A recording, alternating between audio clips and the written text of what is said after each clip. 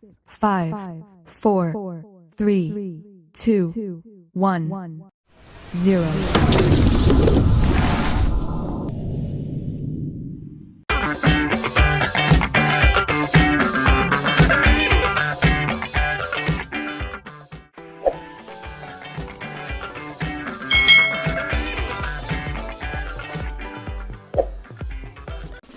Hai hai hai, selamat datang di channel YouTube Kak Citra.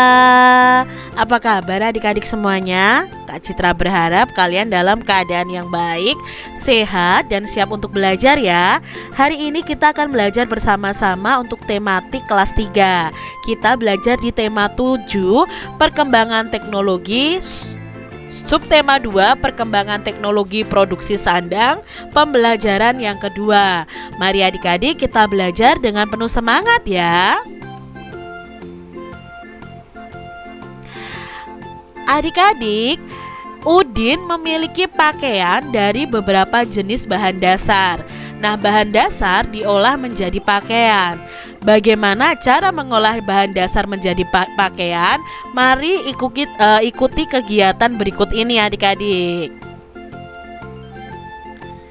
Mengolah bahan dasar pakaian. Indonesia kaya akan bahan dasar pakaian. Ada serat alami yang berasal dari kapas, daun, kayu, batang pohon, kepompong ulat sutra, dan bulu domba. Ada juga bahan dasar berupa serat buatan seperti nilon. Dahulu bahan dasar pakaian itu diolah dengan cara sederhana. Daun dijemur hingga kering, kayu dipukul-pukul hingga tipis, kulit hewan direndam dan dikeringkan. Semua diolah menjadi pakaian yang biasa kita pakai. Itu pada zaman dahulu adik-adik, cara pengolahannya seperti itu. Berbeda ya nanti dengan zaman sekarang adik-adik. Nah, saat ini bahan dasar pakaian itu diolah dengan cara yang sangat modern. Bahan dasar diolah menjadi serat. Serat lalu dipintal menjadi benang seperti ini adik-adik. Lalu benang ini akan ditenun menjadi kain. Nah, semua itu dilakukan dengan mesin yang canggih. Nah, adik-adik, pada zaman dahulu untuk membuat pakaian itu belum ada mesin-mesin, jadi membuatnya dengan tangan. Nah, bahan dasarnya akan dipintal seperti ini. Kalau dengan mesin enak sekali adik-adik ya. Pakai mesin akan langsung jadi nih benangnya. Lalu benang itu akan ditenun menjadi pakaian. Kalau zaman dulu yang menenun adalah manusia. Nah, ini membutuhkan waktu yang lama adik-adik. Tapi dengan mesin sekarang untuk menenun atau membuat kain itu sangat cepat adik-adik ya. Tidak seperti zaman dahulu. Cara mengolah kain menjadi pakaian juga semakin maju. Mulanya kain itu dijahit dengan tangan. Kemudian kain dijahit dengan mesin jahit yang digerakkan kaki. Saat ini kain itu dijahit dengan menggunakan mesin jahit modern. Lalu pembuatan pakaian berkembang dengan cepat. Bahan dasar yang digunakan pun semakin banyak. Mesin-mesin yang mengolah bahan dasar juga bertambah canggih adik-adik. Pakaian yang dihasilkan itu semakin beragam. Bersyukurlah kepada Tuhan karena kita itu memiliki pakaian. Nah adik-adik, ini adalah cara mengolah kain menjadi pakaian. Kalau zaman dahulu belum ada mesin, jadi untuk menjahitnya itu menggunakan tangan adik-adik. Lalu berikutnya ada mesin jahit yang digerakkan dengan kaki. Nah sekarang berkembang lagi mesin jahit yang modern yang menggunakan energi listrik adik-adik. Jadi semakin hari semakin berkembang. Adik-adik, bacalah kembali teks mengolah bahan dasar pakaian tadi dengan teliti. Garis bawahi kalimat pertama dari setiap paragrafnya. Lalu tuliskan isi cerita dari setiap paragrafnya.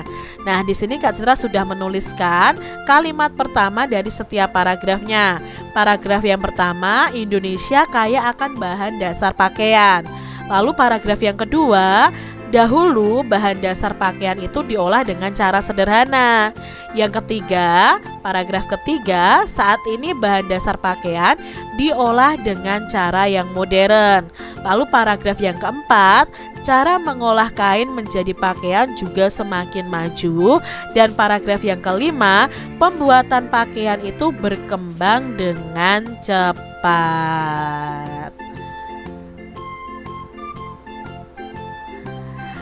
Adik-adik sudah mengetahui isi cerita dari teks yang sudah kamu baca.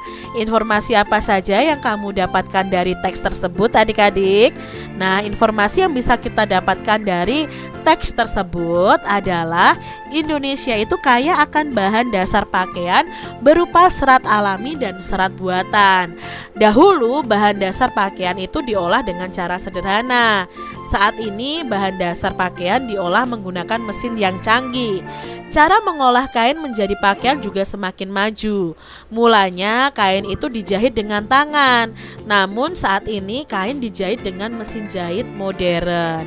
Nah, pembuatan pakaian itu berkembang dengan cepat dan pakaian yang dihasilkan juga semakin beragam. Itu tadi ya informasi di dalam teks yang kita baca. Adik-adik coba amati gambar berikut ini. Jenis pekerjaan dalam proses pembuatan kain. Nah adik-adik, awalnya kain itu kan berasal dari serat. Salah satu seratnya itu diambil dari bunga kapas. Ketika bunga kapas ini diambil, maka akan dipintal ya, akan memintal kapasnya ini ya. Orang memintal kapasnya dan akan menghasilkan benang. Nah, benang ini akan dipakai penenun untuk menenun kain. Penenun kain ini akan menghasilkan kain. Lalu kain akan diberikan kepada penjahit untuk membuat pola baju. Lalu penjahit itu akan menjahit bajunya dan akan menghasilkan baju yang siap kita pakai. Nah, ini adalah proses pembuatan pakaian dari awal sampai pakaian jadi siap untuk dipakai.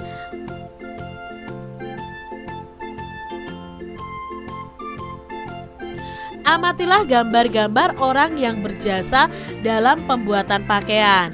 Pekerjaan mereka beragam bukan? Nah, tuliskan keberagaman pekerjaan yang kamu lihat dari kegiatan tadi adik-adik. Contohnya di sini. Dari gambar ini pekerjaannya ada petani kapas tentunya, lalu ada pemintal kapas, penenun pakaian, perancang busana, lalu ada penjahit. Lalu petani kapas itu tugasnya apa? Ya menanam kapas. Pemintal kapas memintal serat kapas menjadi benang, itu tugasnya.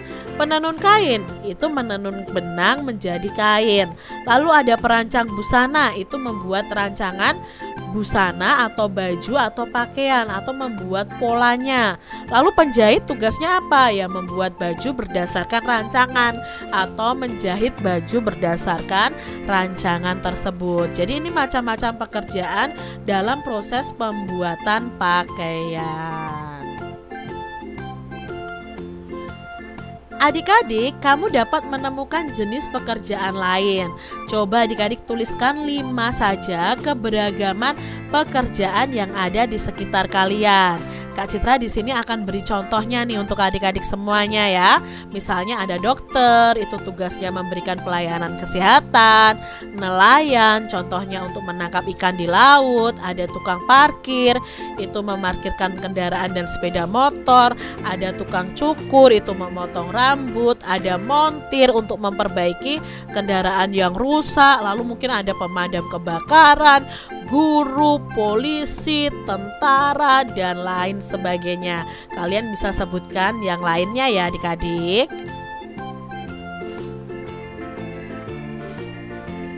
Edo bersyukur karena ada orang yang membuat pakaian. Ia juga bersyukur karena orang tuanya membelikan pakaian untuknya. Salah satunya adalah baju renang. Edo menggunakan baju itu saat berenang.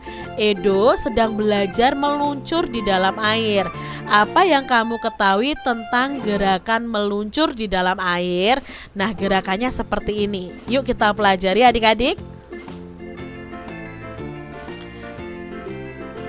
Meluncur adalah posisi dengan tubuh berada di atas permukaan air.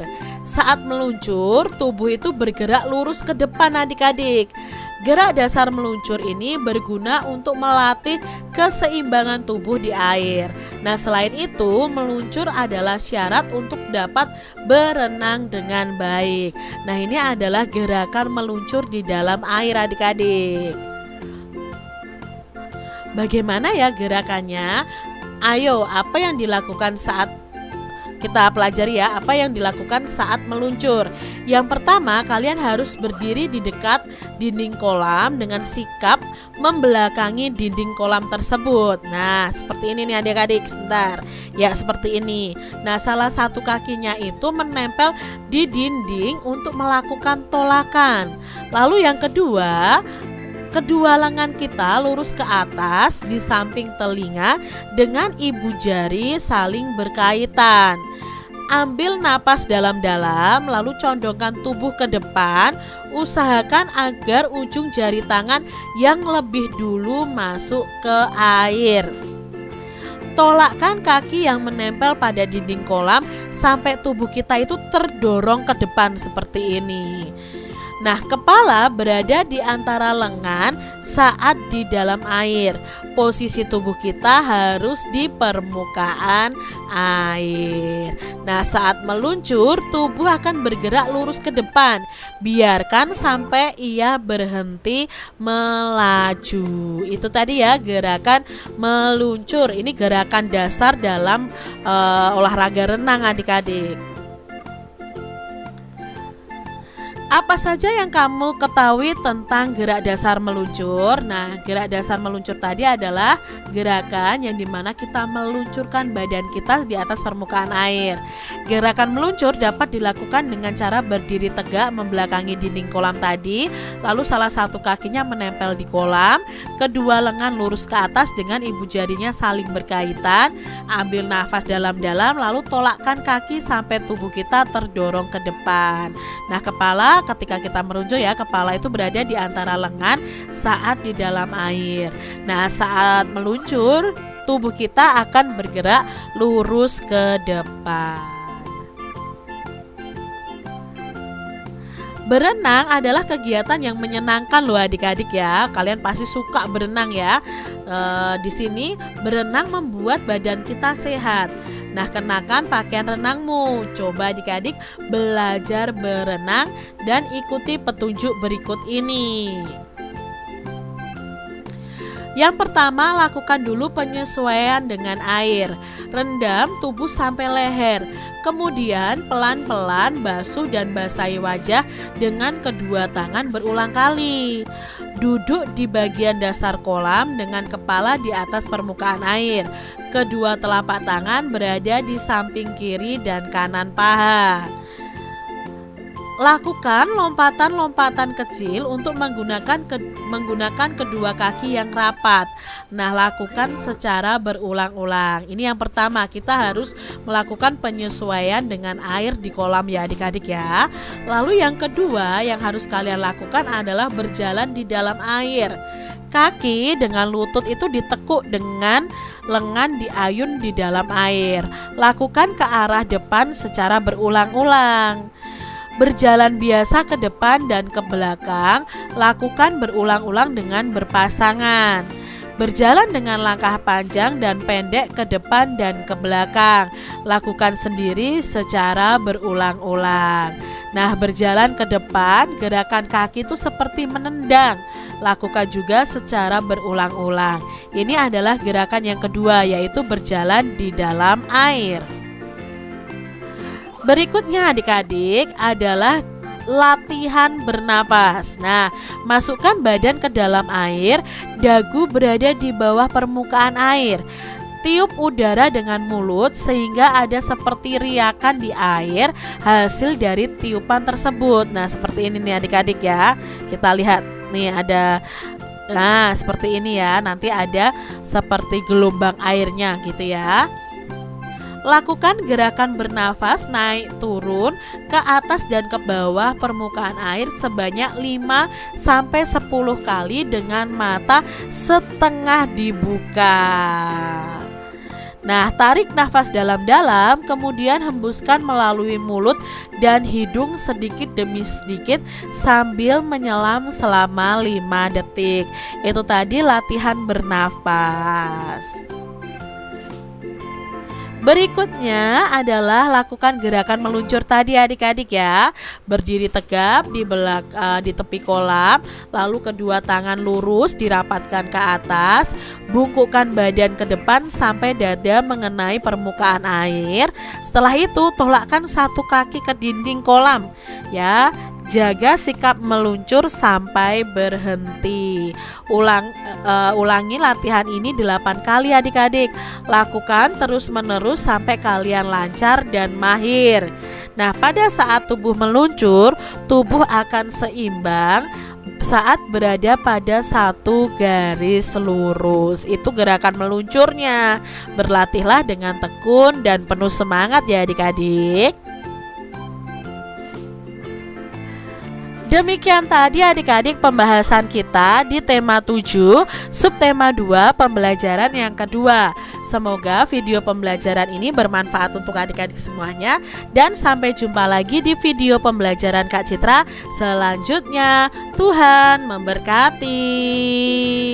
Jangan lupa tekan tombol subscribe, lalu tekan loncengnya, tekan juga tombol like, lalu share ke media sosial kalian.